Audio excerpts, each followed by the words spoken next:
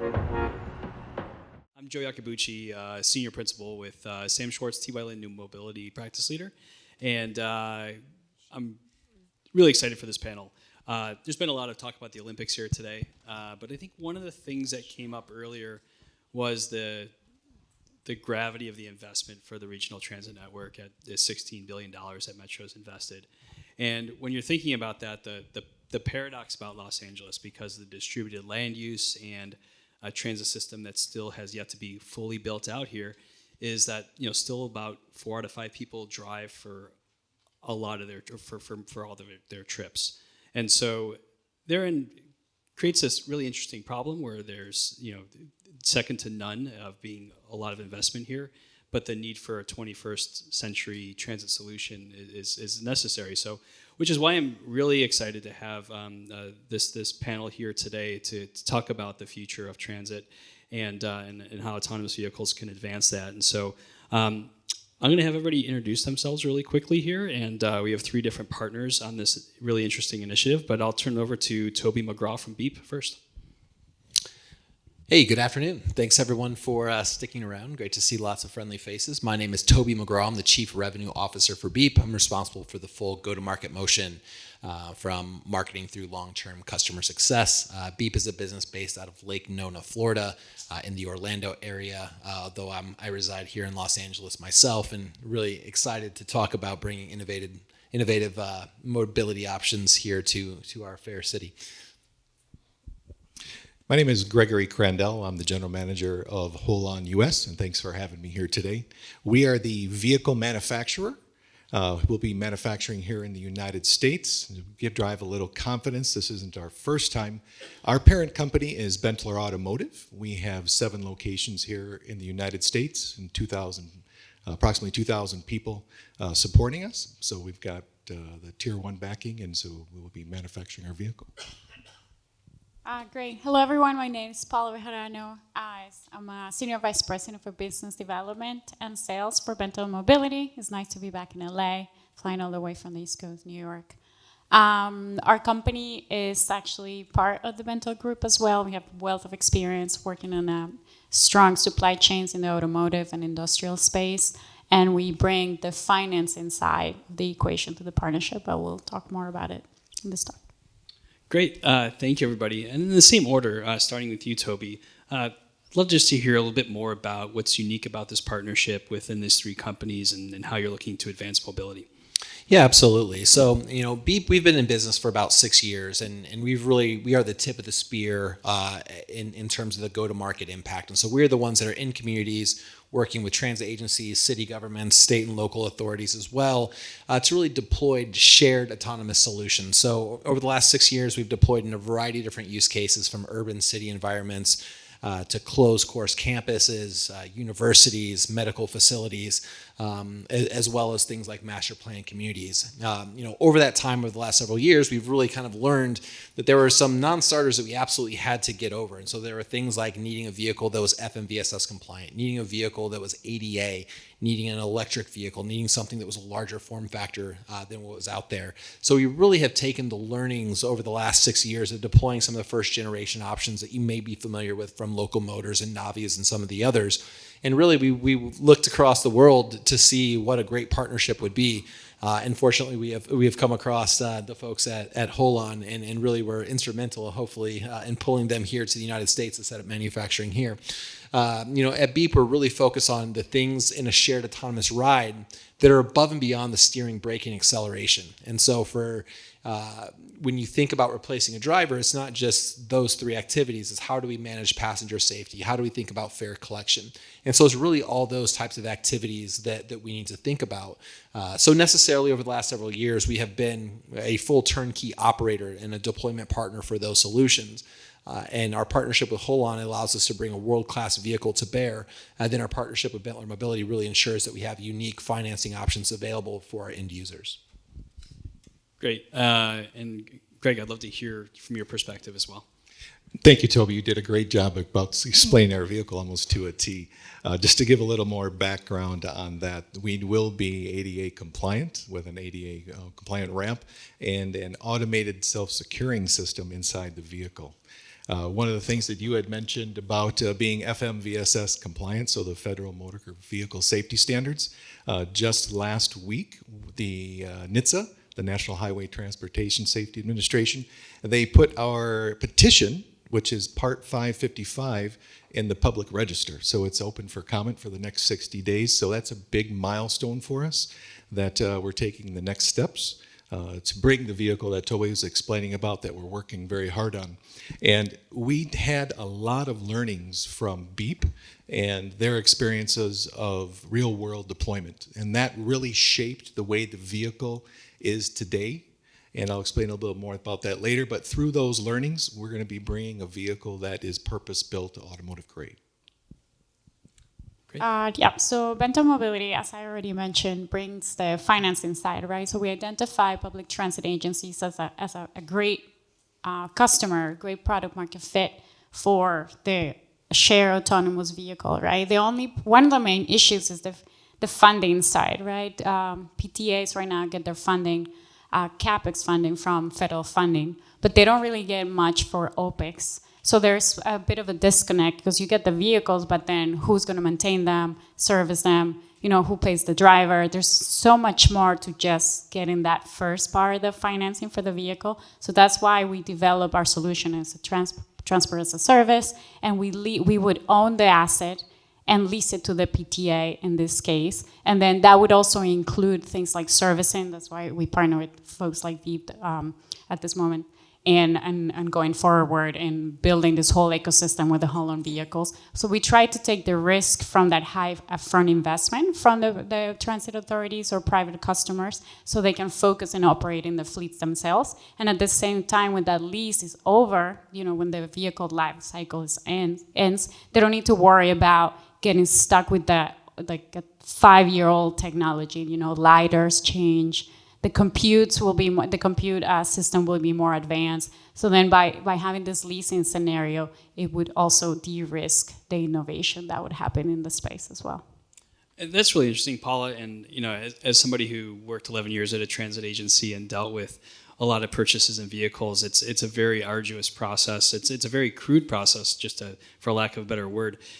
You basically invest about $1 million per vehicle. That vehicle's got to last at least 12 years, and a lot of times you have to extend those to 15 or 16 years, and you're stuck with that asset. Can you go a little bit more in depth? Because I'm really intrigued with the ability for a financing option. I just never heard of that in the transit world before. Yeah, definitely. That's why we call it an innovative financing solution. And we're working today with companies like transit agencies like Jacksonville and others to understand what would be the best way to do this with them, right? We're flexible. We have a background of working in contracts with different companies and also in leasing scenarios. So we usually looked at the life cycle of the vehicle to do a leasing contract. However, we can understand that in other circumstances you want to do shorter, but basically this would be $1 per hour or $1 per month, $1 per vehicle that you could think of. And in one fee, you could have the vehicle leasing, you can have the servicing, the operation. So it really changes the mindset from CapEx versus OpEx and makes it's really an efficiency that comes into the cost itself. So you're streamlining in all fronts because you're dealing with one contract. You're also making sure that your vendors are also streamlined together. And at the end, we just want to create the best user-rider experience at the lowest cost. So that's why we're creating this partnership where everybody brings their own strengths. And also we have in our Benteler Trading International, which is the one that's really strong with financing of assets as well.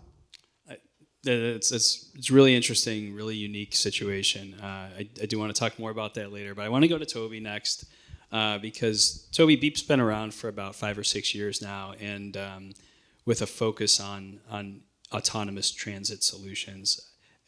We've done a lot of research about investment into the AV space, and roughly about 90% in the AV space is focused on the single occupancy vehicle or the robotaxi market, which there's a lot of innovation there, but as somebody who's very interested in moving the masses around cities, Why is Beep taking the road less traveled and kind of identified this space for them that's kind of non-traditional? Yeah, and I think first and foremost, the investment in robotaxis has been well spent. I mean, it's incredible technology. As someone that lives here in LA, leverages and uses Waymo as often as I can. It's a great experience. It's a safe feel. It's a beautiful, clean car. There's not awkward chit chat with the driver. I really quite enjoyed the experience. Now, with all that said, when I go back to really what the focus of our business has been, there's been a number of things where first and foremost, we're focused on solving the challenge of congestion in city centers. And so when you think about the robotaxi experience, while it's a fantastic technology, it doesn't actually help when we think about congestion. It doesn't help when we think about competition at the curb. And actually, when you think about having more single occupancy rides at a lower cost, it could actually start to exasperate and make the situation even worse. Beyond that, we think about how can we really transform public transit. And so our goal from day one has been to partner with local, state, federal agencies to really make sure that we are transforming what we're doing. So we see this as a supplemental solution, not as a replacement for what the existing thing is. And so obviously we've probably heard it, a dozen times today already. Ridership hasn't come back to pre-COVID levels. And even pre-COVID levels, when you look at the US experience compared to what we see in other, developed countries around the world, was quite a bit lower. So what can we do to drive and attract new riders to the system? And also, I think there's an opportunity when you think about some of the career development opportunities in these types of new technologies, there's an opportunity to attract a new class of workers to public transit as well. So I think it helps on both sides of the equation, being able to really focus on those. Above and beyond that, I'd say it's really been important for us to engage with local authorities at time of launch, engage with first responders, and just really make sure that community messaging is so important to make sure that you have appropriate buy-in and people feel comfortable and safe in shared autonomous environments. Great. And Greg, I want to go to you next. So HOLON recently announced its first manufacturing facility in the U.S., and we just want to know how the leadership of influencing this was going to expand in the availability of vehicles in the U.S. and beyond. Great, a very good question. And we had an exciting announcement at the beginning of September. We made a commitment to the United States, and we made a commitment to Jacksonville, Florida. We will be spending over $100 million there and have a 500,000 square foot facility, approximately on just over 40 acres, and we'll be manufacturing 5,000 units a year out of there. We did a lot of investigation to choose Jacksonville. They've got a very good port, so some parts coming in, and we'll be also exporting vehicles out. But I wanted to go back to how we got here.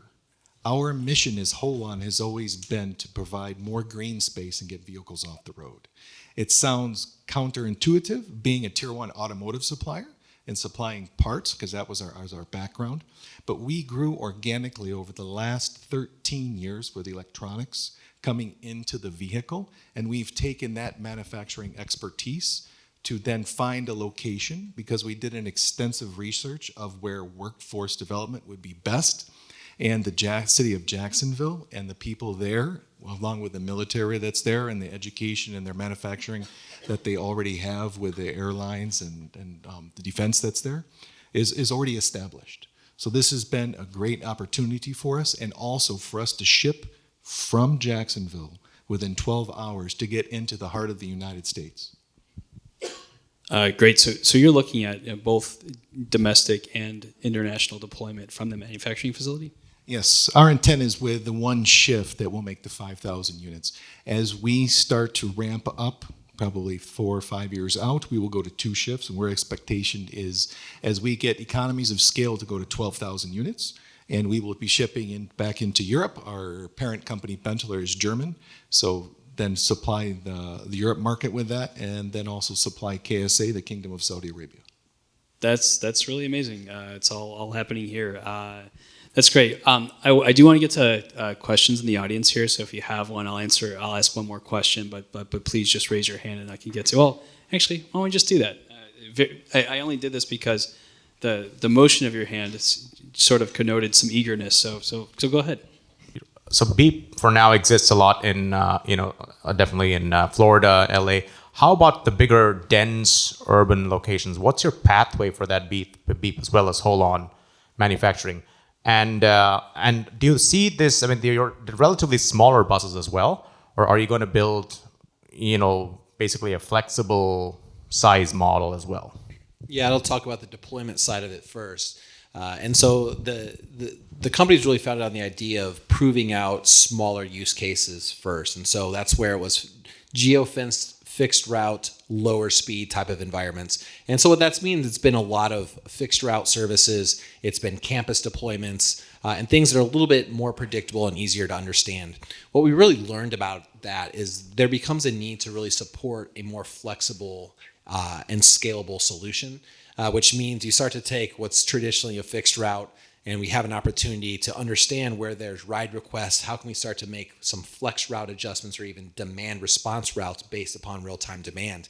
And so as we look to really build that out, this really becomes a city-by-city motion. So as a business based in the Orlando area, we kind of have a natural geographic pull to Central Florida, Orlando and Tampa, Atlanta, as well as the Jacksonville and then South Florida, Miami market as well. And so that's where a lot of our initial deployments were in some of these easier to understand use cases. As we kind of have gone through that first generation of that, now their planning is really plugged into, okay, what does the next generation mobility network look like? So in Jacksonville, it's understanding how can we replace and support what they're doing along the Bay Street Innovation Corridor, but also how can we start to have connectivity to the four neighborhoods within the city center, and thinking about how an autonomous network can really stand that up. And so that's been kind of the focus, and that becomes like a different motion city by city. In Northern California, where we're doing a bunch of work in Contra Costa, kind of in that Walnut Creek, Danville area. It's been a lot about how can we set up mobility hubs throughout the county. They have a significant need along their 680 corridor. It's something they've been investing in for years and years. And how can we think about setting up these micromobility hubs to where, we have 5 and 10 shuttles, and it looks like kind of that hub and spoke model coming back to a mobility hub. I had a question earlier today that was just around, okay, this idea of mobility hub this hub and spoke sounds cool. Isn't that what the airlines thought originally? And that turned out not to be a great fit. Why is this different? And I think that the thing is with the mobility hub, we can start to integrate that into people's daily part of their life. So is there a Whole Foods there that between stops they're doing their shopping, they're grabbing dinner? Are there other opportunities to be able to bring people, make it so they're actually being effective there? We think with this form factor, what's interesting about it is it's not going to be, of course, as large as a full capacity, 40-foot bus. However, because you have smaller capacity, you get to run on a little bit quicker headways. And so when you think about transfer time at locations, maybe instead of one large vehicle every 30 minutes, it's 2 smaller vehicles every 15. And so there becomes much more flexible opportunity for people to go about their day. And then, Greg, I think the question was really around the higher capacity as well. I thought you were going to tell me about the vehicle, and I was going to. Anyway, but no, as a coordination of the team, we share a lot of information. But for discussing the vehicle, our intent is to keep our eye on the prize. Means get to start of production, make it the best as we possibly can. 15-passenger vehicle, 37 miles an hour top speed. Our intent is not to go and compete with legacy transportation systems. It's meant to supplement it. After we launch, we are already thinking long term, meaning what could we possibly do? Because as we've come to manufacture and engineer today, we can see things that we could possibly improve in the future. Capacity. Does it make sense to raise capacity from the number of people? Second, what about the speed? We had originally discussed with 25 miles an hour, but we wanted to get into the intercity a little bit deeper to get to the 35 mile an hour speed limit. Yes, we're thinking about it, but we're going to launch and make sure that's our eye on the prize, get to start of production, make the best commercial grade, automotive grade vehicle we can. Just to add to that, so also we don't look at it like, we just want to be everywhere, right? Like Greg said, like we want to strategically launch our vehicle and make sure it makes sense for public authorities and that it's not congestion, even creating more congestion, right? So a lot of the transit authorities and cities that we've spoken with agree that there is this gap about last and first mile, right? Like you get off your light rail, you get off the bus stop, and you might have to walk over a mile or more. So therefore, people would probably rather drive their car, unfortunately, right? So what if we have this vehicle? It's not a 40-foot bus. It could go off-peak hours. It doesn't need a driver. And you could use it for those folks that, you might fit. There might be 2-3 folks that want to go from point A to point B. So rather than that have this huge bus and being underutilized, why don't you have the smaller vehicle for that last connection of your trip? So I think that's where we fit at this point in the market.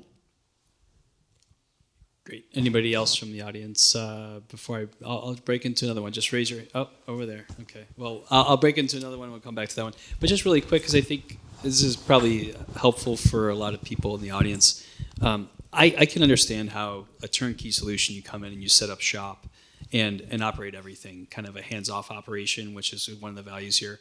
But kind of pertaining to that last question, how do you work with an existing transit agency with integrating into their operations?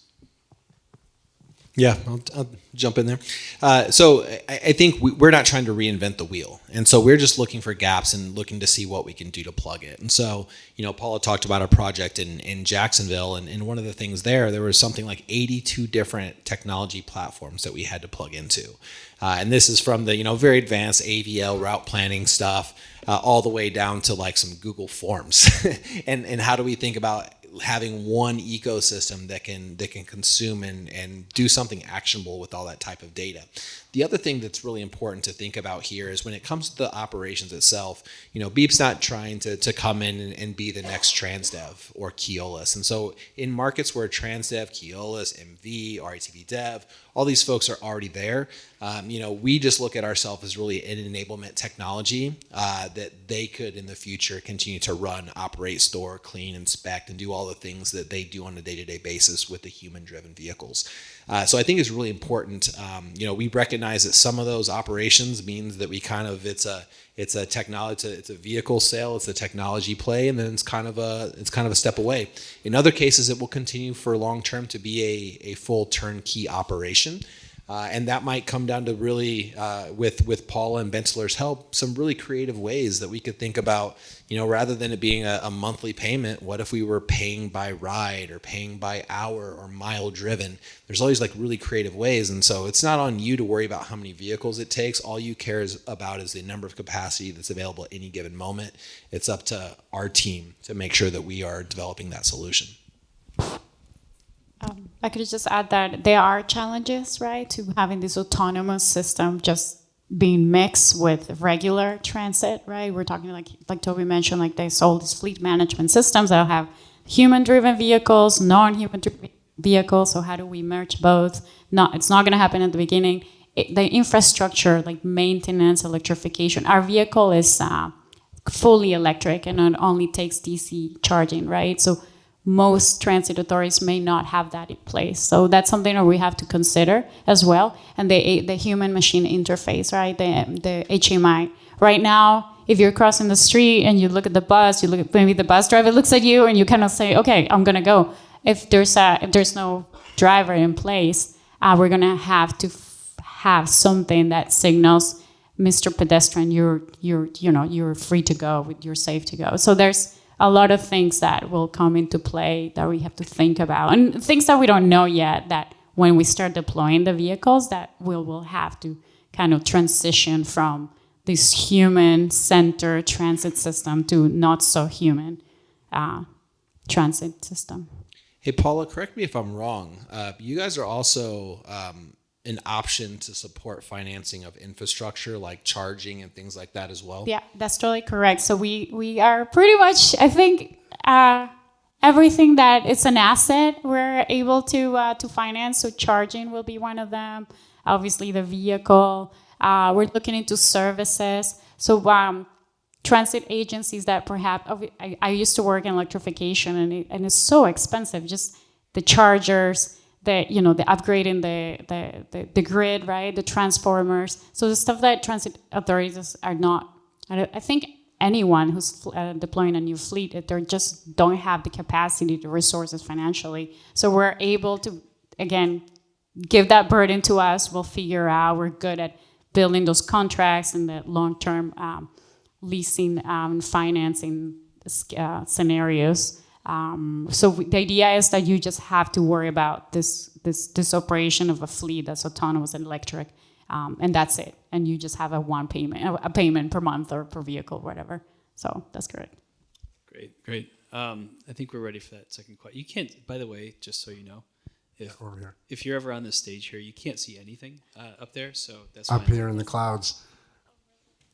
Yeah, good panel. And I live in Los Angeles, and I may just be impatient, but I'm curious how the panelists might compare rollout of these technologies compared to like other countries, because I feel like we're like in a kind of a leader in developing a lot of these technologies, but not deploying them. I feel like I read about like other places that are really implementing them faster. And then secondly, even at conferences, how come we don't see more of these actually demos are being used while we're here? Thanks. Yeah, I can address a couple of those thoughts. First of all, the regulatory environment in the U.S. is complex, so for traditional commercial vehicle deployments, the vehicle itself is managed at the federal level. For the driver, it's often managed at the state level. Excuse me. So California is responsible for the driver. The U.S. government is responsible for the vehicle. When we've gotten to the AV world, especially with commercial AVs, now the question of really who owns that and who owns that experience, it's a little bit up in the air. And so I think that there's been a little bit of a lack of clarity from a lot of the policy making positions. The other thing that's been a real blocker for us to bring new suppliers to market are some of the Buy America requirements.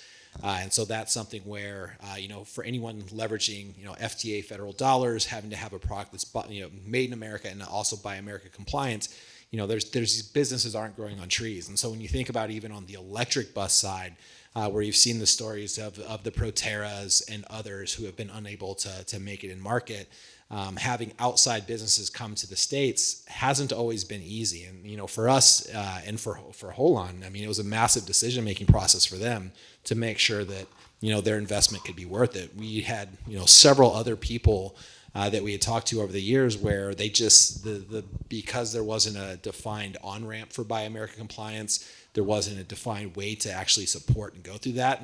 And the FMVSS, Greg mentioned briefly the Part 555 petition, but things like steering wheels are a requirement on an FMVSS vehicle, right? And so when you have a purpose-built vehicle, things like steering wheels aren't there. And so how can we deploy these at scale?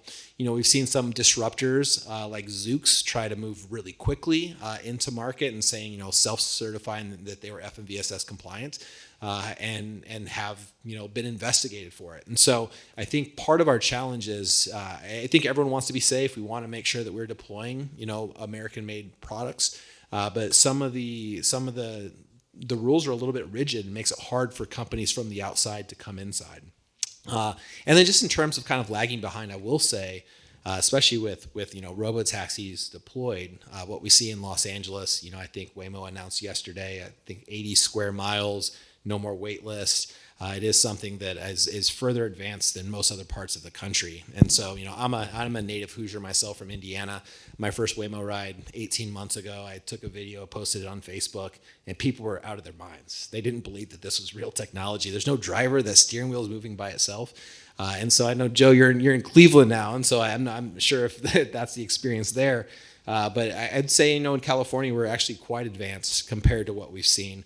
Certainly not up there with China.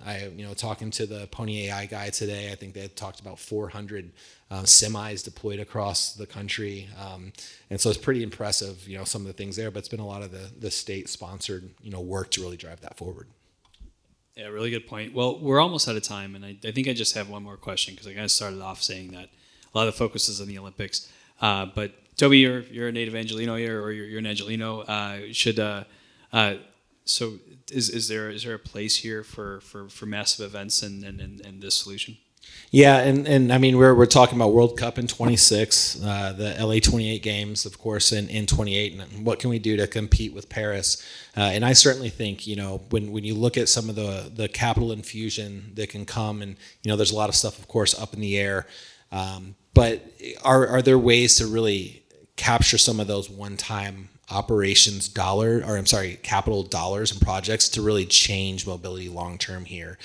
So one of the things we're talking about with all the member communities here in Los Angeles is can we think about deploying in Culver City and West Hollywood and Pasadena and other places 10 and 20 and 30 of these vehicles, and then in LA Metro and others, and then at time of Olympics these vehicles can come in because we're talking about car free or transit first. We've heard a little bit of a twist on that this morning, but an opportunity to really move people around. And I quite look forward to, I'm going to be one of the Angelinos to hunker down and try to enjoy the games as much as I can with my kids and family. And hopefully we can take some autonomous vehicles to the venues. Well, it sounds like a great note to end off of. So I just want to say, Toby, Greg, Paula, thank you. This is a great conversation. Thanks, everybody.